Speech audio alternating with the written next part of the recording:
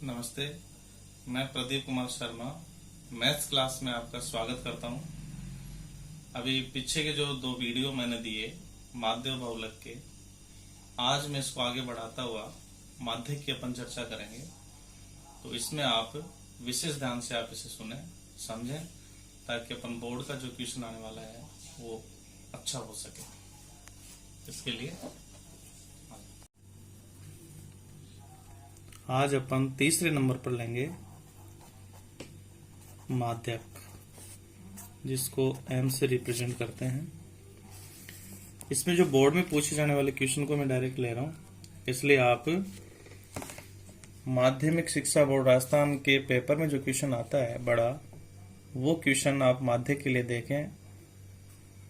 RVSC की मैं book ले रहा हूं, 17.7 जो प्रश्नावली है उसका एक क्वेश्चन लेकर के मैं इसको क्लियर कर रहा हूं, और वो इस बुक का मैं क्वेश्चन ले रहा हूं दूसरा।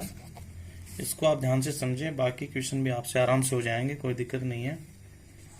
तो इसमें हमें दिया है प्राप्तांक और साथ में दिया है छात्रों की संख्या। तो आप इसमें हमेशा ध्यान रखें, सारणी का जो पहला पद आता है, जैसे प्राप्तांक दे दिया वर्ग अंतराल में अक्ष में आ सकता है, और दूसरा मान हमेशा बारंबारता यानी f होती है।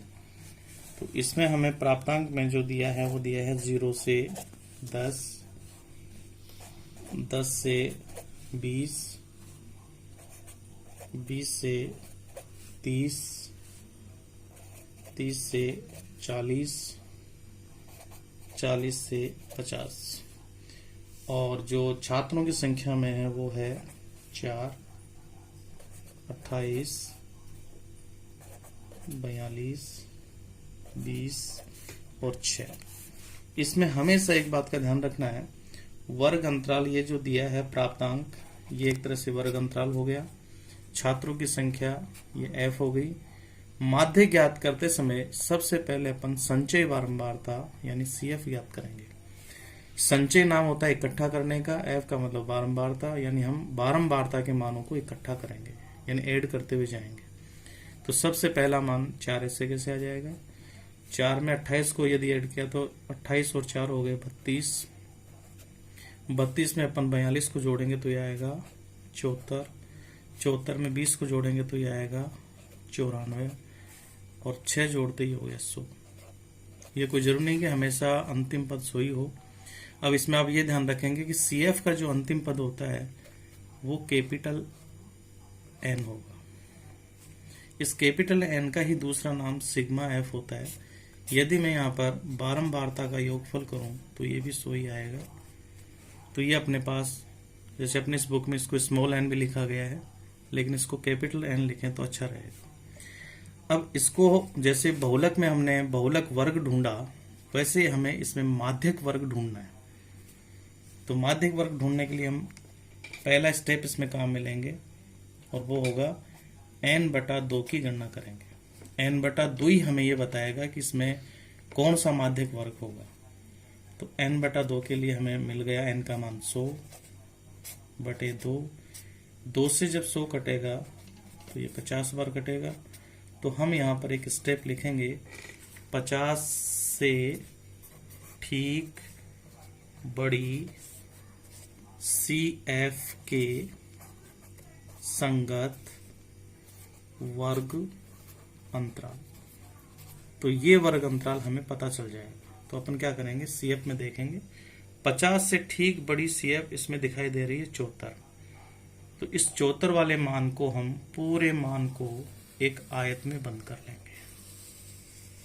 आयत में बंद करने के बाद माध्यक के लिए जो बड़ा सूत्र हमारे पास होता है वो भी आपको याद होना चाहिए। वो होता है m बराबर l प्लस के सिद्ध में होगा बटा n/2 माइनस, यहाँ C भी लिख सकते हैं CF भी लिख सकते हैं, बटा f इंटू I। तो देखिए वही तरीका, 50 से ठीक बड़ा CF हमने लिया, आयत में बंद किया, तो ये माध्यक वर्ग हमारे पास आ गया 20 से 30। इस वर्ग अंतराल की जो निम्न सीमा है वो स्मॉल l होगी, यानी स्मॉल l का मान 20। इसके अंदर जो हमारे पास एफ आ गया बारंबारता वो एफ हो जाएगी। और सी एफ निकालने के लिए ध्यान ये रखेंगे कि जो हमने बंद किया था यानी माध्यक वर्ग की जो सी एफ है उससे पूर्व की संचय बारंबारता, तो पूर्व की संचय बारंबारता हमारे पास 32 है।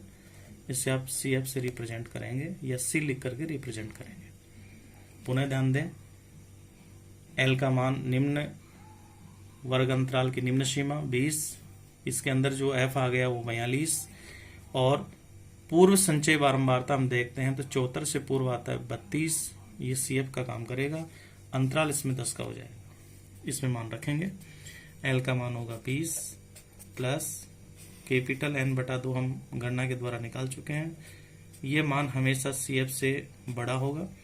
माइनस सी एफ का मान यहाँ होगा ये 32 और एफ का मान अपन यहाँ लिख देंगे 42 इंटू आई का मान यहाँ हो गया 10।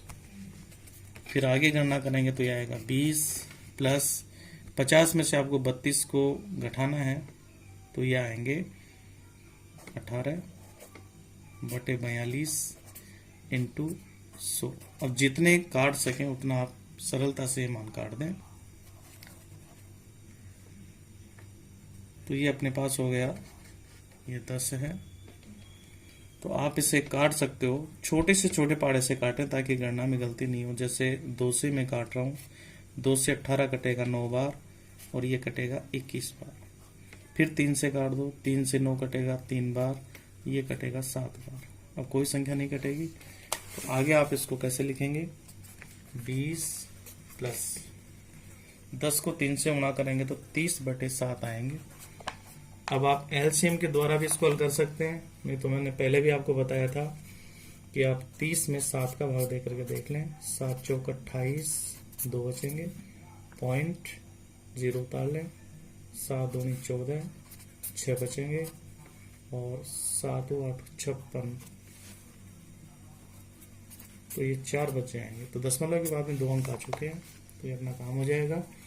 तो ये हो जाएगा 20.00 प्लस 4.28। कई बार क्या होता है, दशमलव को हम तीसरे अंक तक भी बढ़ाते हैं। जैसे यहाँ ये 40 हो गए तो ये 7 पंजे 35, यानी यहाँ पर आएगा 5।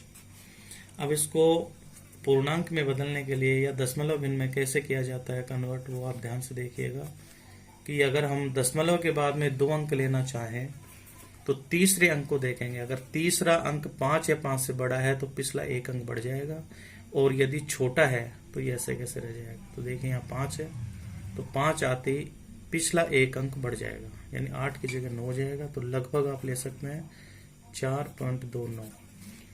तो अपने पास ये हो जाएगा 24.29। अब एक बात का विशेष ध्यान रखें, जैसे यहाँ पर प्राप्तांक दिए हैं तो इकाई जरूर लिखें। प्राप्तांक हमेशा अंकों में होता है, इसलिए इस आंश पर की जो इकाई होगी वो अंक होगी।